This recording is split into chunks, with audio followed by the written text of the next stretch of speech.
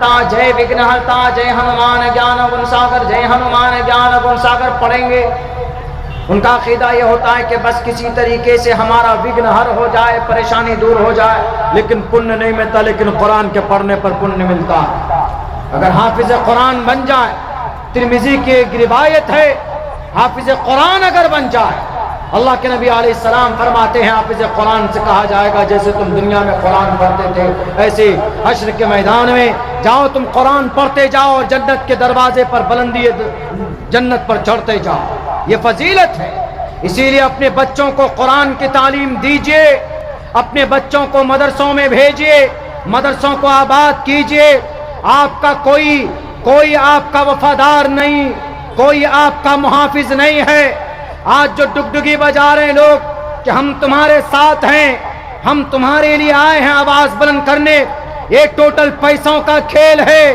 ये गांधी के लोभन में लोभने वाले, ये गांधी पर अपने ईमान का सौदा करने वाले, आपका वफादार और आपका सच्चा कोई दोस्त हो सकता है तो वह आपका नेक अमल हो सकता है, अल्लाह की जात हो सकती है। हस्बुनल्लाहु व निअमल वकील। वरना सारे झूठे, ये सारे मक्कार हैं। ये कभी भी कौम की भलाई के लिए एक कदम आगे नहीं बढ़ाते। इनकी सिर्फ जुबान कथनी और करनी में जमीन आसमान का फर्क है। इसीलिए उम्मत मुस्लिमा के लोगों, अल्लाह से बड़ा आपका मुहाफिज कोई नहीं, अल्लाह से बड़ा आपके हर मुश्किल में काम आने वाला कोई नहीं। इसीलिए अल्लाह से कुर्बत बढ़ाओ, रुजू इल्लाह हो। कोई भी परेशानी आए, दिक्कत आए, सबसे पहले अल्लाह के तरफ रुजू करो।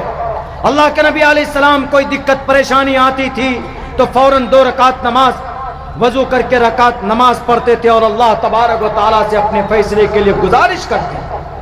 और आज हम उसे अल्लाह को भूले हुए। कोई नेता आपका बेड़ा पार नहीं करने वाला।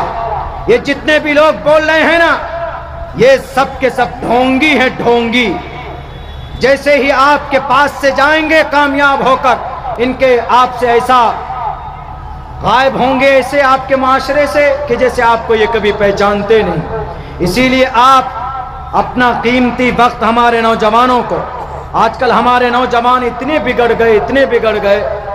आज ही हमने देखा कि हमारे इलाके के अंदर में इतनी आर्टिफिशियल AI जिसको बोलते हैं, AI आर्टिफिशियल इंटेलिजेंस बोलते हैं, ये इंसानियत को, इंसानों के बीच से इंसानियत के खात्मे के लिए पैदा किया गया आर्टिफिशियल इंटेलिजेंस। अब उसमें दिखा रहा है कि एक बहुत पुराना नेता है और एक हीरोइन है कोई, उसको आपस में मिलाकर उसकी मतलब किस कर रहे हैं, ऐसा बना दिया और चला दिया उसको।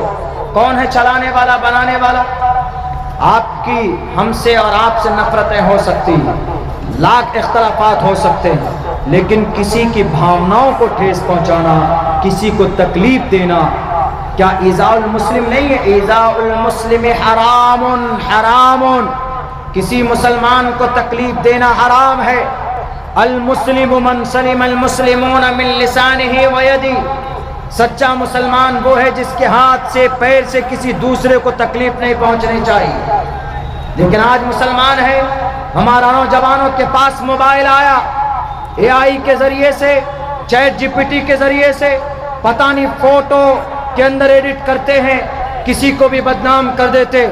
नौजवानों, अल्लाह ने आपको इसलिए नहीं पैदा किया, अल्लाह ने आपको जवानी इसलिए नहीं दी। अल्लाह ने जवानी दी है किसी खास मकसद के तहत। वो मकसद क्या है?